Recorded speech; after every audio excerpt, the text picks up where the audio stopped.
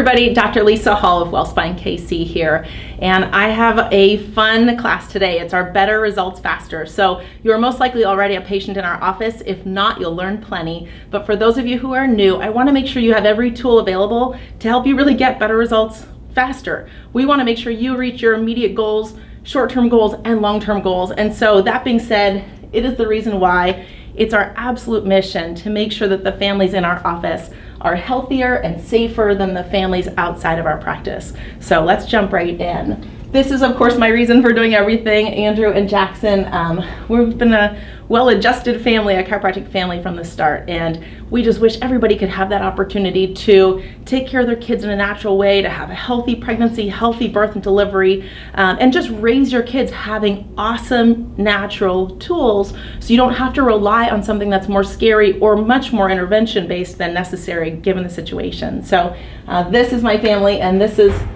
what we're here to do. So the life-saving power of chiropractic means everything to us. I've been adjusted since I was a kid, about 10 or 12 years old. I don't actually remember, but I would wish that everybody would have the opportunity to understand chiropractic. So that's what we're gonna do tonight, is talk about what chiropractic is, as well as how you can get the best results possible in your specific care or case.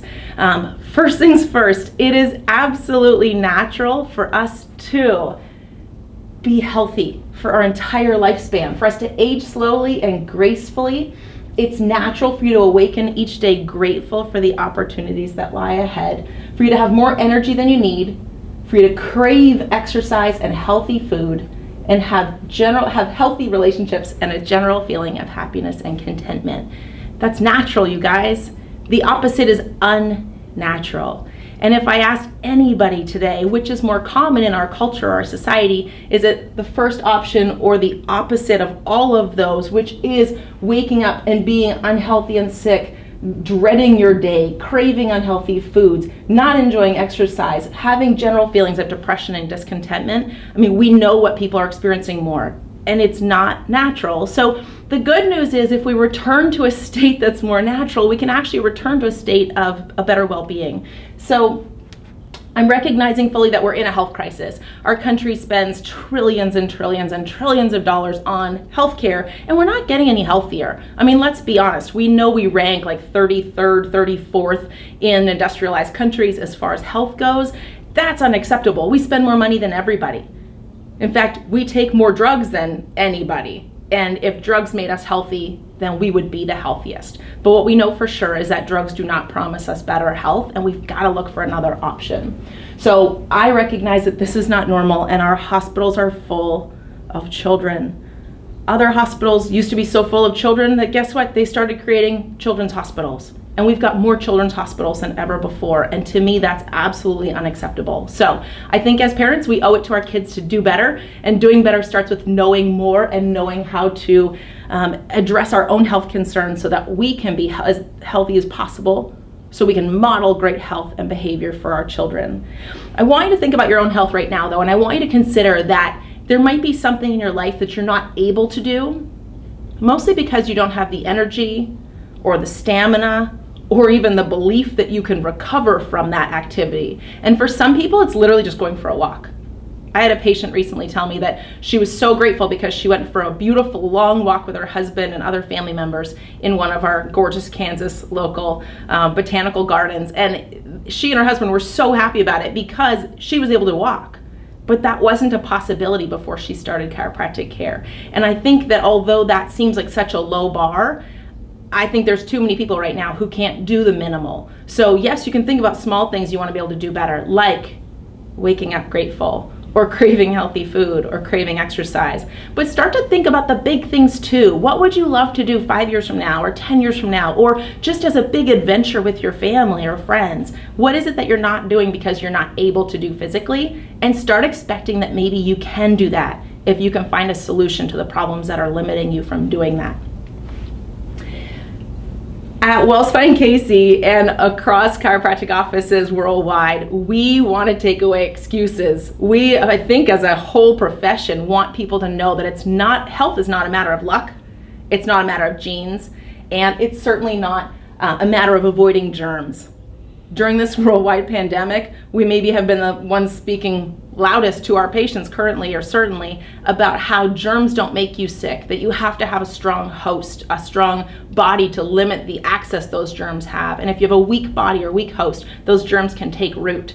But think about it. How much of your life do you consider or worry that you just have bad luck? Or if a spouse comes home sick, that, oh, well, of course I'm going to get sick because I have access to those germs. Or maybe my mom had cancer, therefore I'm going to have cancer. We know that that's not true. That you can have whole family lines where one person has something and the rest don't. So it's not always all about genes.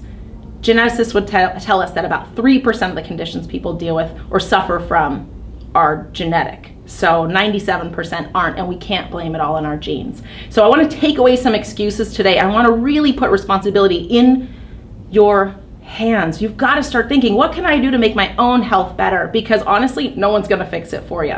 This one's on you. The good news, you are designed to be healthy. You are absolutely designed to be healthy. Our bodies are not junk. I always say in my office, God don't make no junk. And it's true. We're not just haphazardly slapped together. It's a miracle that our eyes are in the right spots, our ears are there, our arms come out of the right places. We've got 2 kidneys, a liver. Like, why is that all there? It's not an accident. You were designed to work properly. And that brilliance that showed up when 2 half cells came together and you were started being created, but that energy was there and that intelligence was there. It started doubling and multiplying to the point where at the point where you were born, you were already 10 trillion cells worth. And you were functioning and ready to function and being delivered into this world with an intelligence that had orchestrated all of that. I mean, here's the reality. You were 4 weeks after conception, you already had a heart with 4 chambers that was ready to pump blood that didn't even exist yet. Think about that. Like, think about what that means, how smart that body is. Do you think that the day after you were born, that intelligence just like wiped its hands clean and said, oh, I did so great with this one, I'm out? The intelligence is still there. It's just waiting to do its job. And it uses our nerve system to actually communicate. So our intelligence utilizes our brain, of course, but primarily our nervous system. It's the brain, the spinal cord, all the nerves that branch off of that spinal cord is the information lifeline highway that makes every single cell and tissue and organ system work in your body. We need that system working as optimally as possible, because if the nervous system isn't healthy, it's impossible for the information to get through. That is the major premise in chiropractic. That is what we look into every day in practice, is how's this nervous system firing? Is it all on, or are there some places where it's diminished or downplayed? How are the cells actually relating to the brain, to that information? Is it getting through? It's also your master system that helps you handle stress. And this is one of the things that's hardest, I think, for people to really put their finger on. And physiologically, it's actually not that hard to explain. But the truth is, stress overrides your nervous system. Stress is an electrical overriding body signal. And when stress is way too high, as it is for too many people these days, it actually short circuits the nervous system. So if your nervous system is on overdrive because of too much stress, it also, because of that, will not be able to get those messages through, and you will move away from health.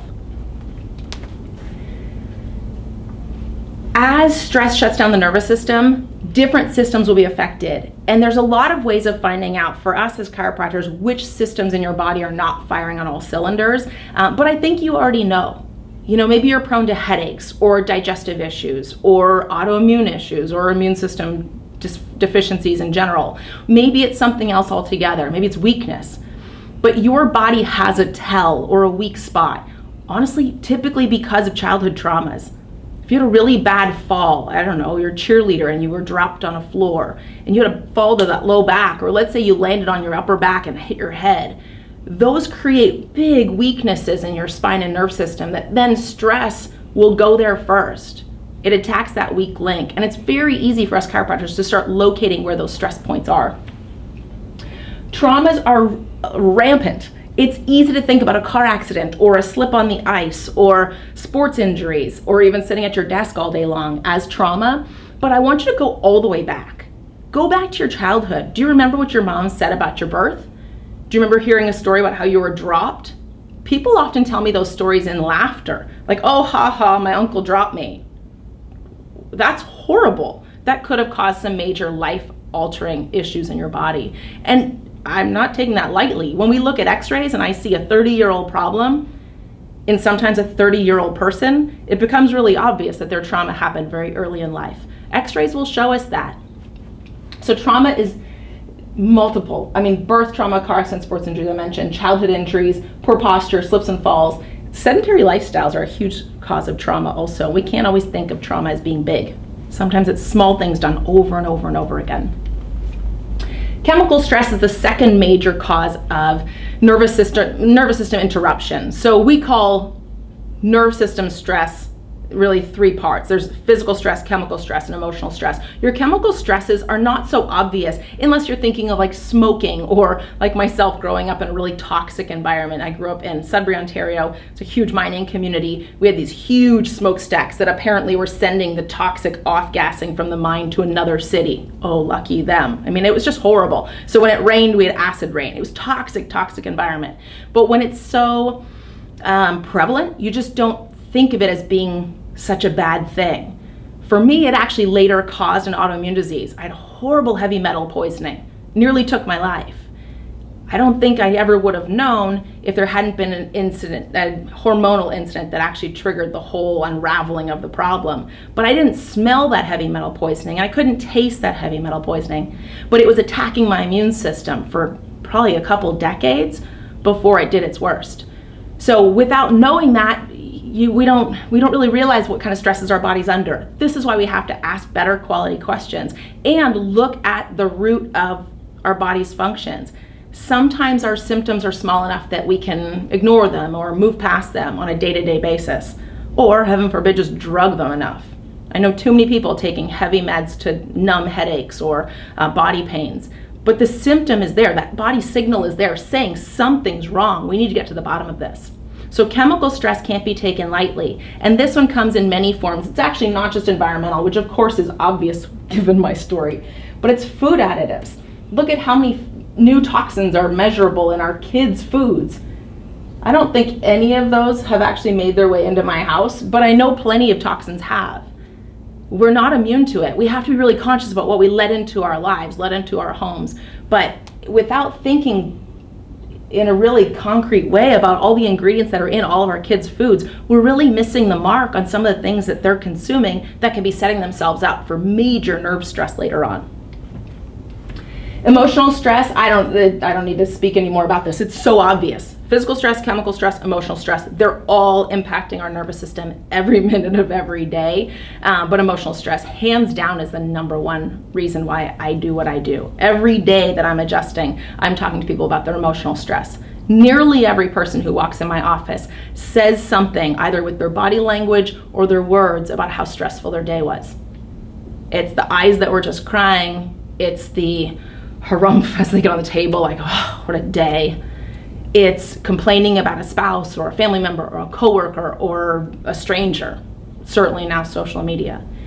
We're experiencing more stress than ever before, and if we don't take better care of our bodies, that stress can take us out. Stress will absolutely limit the quality and the quantity of your life, period. We have to be cognizant of that. We have to be cognizant of that. So as you're coming into our office, I love hearing when people are stressed, because some of it, they're just leaving here, and I want that. I want you to leave your worries in this office. I want you to leave them on the adjusting table. I think that's amazing. So please don't misunderstand what I'm saying. It's okay to talk about them. We must talk about them. But we also need to recognize how many days a week are we feeling overwhelmed, fatigue, frustrated, angry, sad, wanting to just bury our emotions. How often is that happening? Because if that's your story week in and week out and week in and week out, Dr. Andrew can't do our best work in adjusting you, because that nervous system is just short-circuiting after every single adjustment as soon as you go back into your world. So yes, working on your nervous system is going to help us do that, but you have a responsibility also outside of our office to just start stepping back a little, looking through a wider lens at what is going on in your life that's causing the nerve stresses that you're having. So of course we're talking about your nervous system. We have to talk about your spine. The spine is your nerve system's suit of armor. I love this analogy so much because that's exactly what it is. Our skull is our helmet for the brain, and the skull is still permeable or still damageable, so we still need a helmet when we're out bike riding and so forth, because when you hit your head hard enough, you can have permanent damage to your body. It's a big deal. Well, your spinal cord, or all those nerves that come off the brain, are brain matter outside the skull. It's brain matter. That's exactly what it is. We need to respect it, honor it, appreciate it, and care for it the same way we'd want to care for our brain. So the spinal column has a couple dozen bones, 26 specifically, but they all articulate with each other with many, many joints. Our nervous system is vulnerable at those joints. Any suit of armor is most vulnerable at the joints. And so we have to take care of those. That is why I'm a chiropractor. I absolutely love checking the spine for vulnerabilities and correcting them. So as a chiropractor, that's my job, that's my training, is to look for any place in the spine that has a vulnerability. And I'll tell you, it's tricky. If you're new to chiropractic, it's really tricky to try to figure out, well, how does Dr. Liisa know to adjust there? And why was that sore when she touched it, but it wasn't sore beforehand? That's what we do. I mean, I'm looking at your x-rays, I'm looking at your posture, I'm looking at your ranges of motion. I have all that information to know where your vulnerable spots are, and I'm trying to take care of things before you ever know about them. That's the whole point. You may know that you have headaches, and I may know those headaches are most likely caused by a subluxation at C5, which of course is a misalignment of those bones, causing nerve stress. But what if you have a subluxation in the mid-thoracics that's also contributing to those headaches? It doesn't make any sense for me to adjust one and not the other. And that's why we're going to adjust what's specifically subluxated in your spine and not worry about where symptoms are or aren't. I think right away of an 18-year-old patient who came in recently, and he had extreme low back pain, could barely stand, he had fire running down his legs. Young kid for that kind of symptomatology. And when I did a proper evaluation, it was really clear to me that yes, he had a couple subluxations in his lower half of his spine, but he had a primary, huge, old misalignment in his upper neck, pretty much as far from his symptoms as possible. So of course I took x-rays. I take x-rays on every applicable patient. So 7 years old and older, we're taking x-rays unless you're pregnant. I took x-rays, and what I showed him was really obvious to him too. And he said, well, wait, I've seen multiple chiropractors. None of them had taken x-rays, which I said, there's the problem, because they didn't know where to look for the problem, I think, or they didn't have access to understanding what was the primary problem. That aside, none of the chiropractors had even discussed that a subluxation or a misalignment in his neck could cause those kinds of symptoms. But it was really obvious to him as soon as I showed him a normal neck x-ray and his neck x-ray that the upper cervical subluxation was a huge issue. So I said, I know this is going to seem strange. I'm okay with it. Here's the deal. I'm going to adjust Atlas C1 only today. That's the most important adjustment, and we can follow up with other adjustments later on, but I know this is the biggest contributing factor. I adjusted him immediately. Low back relief. About, I think he said like over 50%. So it was like almost halfway gone. Over the next 2 to 3 days, because I saw him at the end of the week, I was waiting to see him until Monday. Over the next 2 or 3 days, every single day he said it just got better. He was so grateful that we could find the cause of the symptoms and not just try to manage the symptoms. I could have adjusted his low back. He wanted me to adjust his low back until I showed him his x-rays. So what we see when we look at the spine and nerve system is access into the control panel of your whole body. And no, we don't have x-ray vision, and no, we can't see every single function that's going on in the body. But I can tell you this, when we know where nerves go and we know those nerves aren't working properly, it is just like an electrician being in your house saying, hey, you know, your dishwasher isn't working because the power to the dishwasher isn't working. We don't need to mess around with your dishwasher. We need to go to the power panel and fix this wire. That's exactly what we do in chiropractic. So our adjustments are specific forces to the spine. Some of them are super light force, some of them are a little more heavy-handed. It just depends on what that vertebra needs, but also depends on what you're willing to accept. There are patients who it is literally taking me 6 months plus to do specific adjustments with them because they just felt too vulnerable or they felt too uncomfortable. I'm fine with it. There's a lot of ways of helping the body function better without having to be really aggressive. But most importantly, an adjustment is specific. An adjustment has to include a pre-check to confirm that that's what's misaligned. an actual correction, which is a specific force done in a very particular way to correct the misalignment and get that stuck region moving again. And then it's a post check to make sure that yes, we did our job, and yes, there's greater function there. And then the body does all the work in between visits. I'm not the healer. Doctor doesn't even mean healer. Doctor means teacher, hence all the videos that we've been putting out. But doctor means teacher, and so it's our job to teach you what's wrong with your body, help you get it back online, and also help you keep it that way. Because it's a lot more fun for me to take care of happy, healthy, well people than people walking in crisis or sometimes crawling in crisis. We can do that, but we really don't need to get to that place, is my opinion. So healing requires three things. I want everybody to know this very, very well. It's so obvious, it's almost stupid in its simplicity, but please don't overlook that, because honestly, when someone is not progressing as I expect, it's always because they're not following through on one or more of these three things. I use the picture of Notre Dame because I love that it's such a beautiful, iconic image, but what I love about it is that the people who began building that cathedral knew they'd never see it finished. Today in 2020, we need more perspective on what will this look like a long time down the road, not just today. I love that in chiropractic, I can adjust somebody and they'll give me that look of like, you just saved my day, you just saved my life, I feel so much better already. I love that, but honestly, I'm in it for the long game. I want you to be well all the way to the end. Andrew likes to say, people should live their lives happy, healthy, dead. So they're not dwindling and diminishing and rotting in a bed in a hospital. We know that happens. It's devastating to us. So following simple rules, we can live happier, healthier, and more vibrant and vital for more years. So here's our rules in healing. It's not ours. We didn't make them up, because these are fundamental truths for humanity. What is required for correcting your spine and nerve system and having a healthy spine and nerve system is, number one, your chiropractic adjustments have to happen in a rhythm.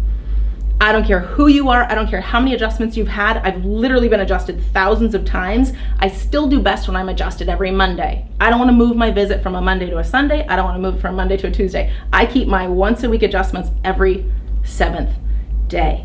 It matters. It makes a big difference, and I get more out of my care when I get adjusted on that 7th day than haphazardly, just sometime in the week. So it depends on what your necessary protocol is. You might need to be adjusted 3 times a week at this point. Maybe later you can get away with every other week. But the reality is it has to be a rhythm that your body's going to recognize so it can get the most out of it. But just like if you have braces to straighten out crooked teeth, you don't get to take the braces off intermittently and still expect your teeth to correct or to straighten. In our corrective chiropractic practice, where we're literally taking crooked spines and helping straighten them out, or loss of curved spines and getting a curve back in the neck, for example, or the lumbars, we have a very specific protocol so that that actually happens. So every one of those scheduled appointments matters. Keep them. If you need to reschedule them because of a holiday or a vacation or something, reschedule it, don't cancel it. It's a huge difference, and you will stay on track if you do that. Second thing, I used to avoid this like the plague. I think I went the first 5 years of practice not even talking about this fact. But it's true. You have to break bad habits. You have to break bad habits. Not all of them all at once, and not the worst ones first, unless you're ready for it. But you have to break bad habits. If you are falling asleep on the couch in a contorted position, you've got your laptop on your lap and these ridiculous postures, I don't know what your bad habits are that you know need to change, but they need to change. You cannot get adjusted and be in my office 1 day a week or for 2 minutes at a time and then expect that that thing you're doing for 6 hours a week out of my office isn't going to impact that. You've got to break some bad habits. Talk to Andrew and I about those habits. What do you want to change? What do you need help getting accountable to? What can we remind you of? We're not going to nag. We just want to be with you on that correction, because we all need that guidance, but you've got to break bad habits. And then lastly, you must have normal motion through exercise. You must. It's inevitable that our sedentary patients, who are typically sedentary because they're hurting so much, or maybe they're hurting so much because they were so sedentary, there is a vicious cycle there, they inevitably always start moving more when they start getting adjusted. Couple big reasons. 1, they can. 2, Their innate intelligence tells them to get off the couch, to go for a walk, to go garden again, to go hang out with a friend. You must move more. When we teach you those spinal warm-up exercises, they're paramount. They absolutely change people's lives. They will help you hold your adjustments longer. They will help your spine change faster. And I promise you, they will retrain your nervous system so that you stop subluxating or stop misaligning as easily. So those are our 3 biggies. All right, I'm gonna wrap it up with one of my favorite stories of all time, because I already told you that it is absolutely natural to be healthy for your entire lifespan, for you to age slowly and gracefully, for you to have more energy than you need, for you to crave exercise and healthy food, for you to have healthy relationships, and a general feeling of happiness and contentment. And I want to share Roy's story, because Roy came into our office, that big guy, that size. I wouldn't say he didn't have any of those, because I know his family and they're wonderful, loving people who he just adores with all his heart. But man, he was limited in expressing that love because he just didn't have the energy. And Roy had been to the beach and was sitting in a lawn chair, and he was too big or uncomfortable or weak to get out of the lawn chair. He got stuck. He had to get someone to help him out of a lawn chair. That was the impetus to getting into our office. And eventually he came in and he started getting adjusted, and he started feeling better and better and better. And he started exercising a little bit, and we started talking about nutrition. He started eating a little bit better. And everything started to change for him because of one choice: to just not be that guy who was letting his life fall apart in front of him. 2 young girls, teenage girls at the time. He just knew he was a mess. He was, on the brink of a heart attack when you look at him at that size. It took time. But 3 years later, Roy was the guy in his backhoe, strong, showing off his big muscles, because he started going back to the gym. And I deserve no credit for this whatsoever, other than every week he refused to see me less than twice a week. So he came into our office hundreds of times, but he was in our office twice a week because he knew how physical his job was. He knew how physical his workouts were, and he knew what he needed to stay on his A game. I kept telling him you can get away with once a week, but he refused. So I saw him a lot, and every time I saw him, I would encourage him in some way to stay on the path, stay on the path, stay on that path, and he did. 5 years after he started that path is the picture on the right. He's even bigger. This guy is like 60, probably early 60s, maybe mid by now, and he's crushing it. And I put that up because I want people to be really reminded that just because it looks horrible, or just because you're getting older and you've done the same thing for so long, doesn't mean that you can't change it. It's totally doable, you guys. We have the potential to heal. We have the potential to be stronger, happier, healthier, have strong immune systems, have great focus, and we totally want to help you and your family do it. I will also say this about Roy. One of the things that made his care so fun for us, but also so obvious for him, was he was referred to our office by his daughter's best friend. She had started getting adjusted, and she was talking to her friend, and her friend started talking to Roy, and he said, "It sounds like I have to go in there." So if it hadn't been for his daughter's best friend, he wouldn't have come in. But then I think what kept him in our office was then his 2 daughters started care, and his wife even started care. And so we had the whole family that we got to just keep on track with, and we became a huge part of that family's health resource. And that is why we love being a family practice. We've been a family practice for 15 years. We would love the opportunity to meet your family members, whether they want to get care in our office or not, totally up to them. But I honestly know that every single person on the planet deserves the opportunity to have a full, proper chiropractic evaluation. Consult, exam, range of motion test, full spine x-rays. We just have to see, are they healthy? What's their prognosis? I know people are sitting around thinking, mine's so bad I don't want to know. Other people are like, I'm totally fine, I'm asymptomatic. Well, you know what? I was asymptomatic the day before I was hospitalized. Nearly died. Asymptomatic. But there were things that weren't working. We have to find out what's really causing our health or lack thereof. All right, I'm leaving it with Roy. Anyone that you know that we can help out, we have really special referral offers in our office. So just contact our front desk or Dr. Andrew and I and ask us how we can make sure that they got a checkup too. Thanks for your time and attention. You guys are awesome. We love having you in our office, and let's help everybody else. Thanks.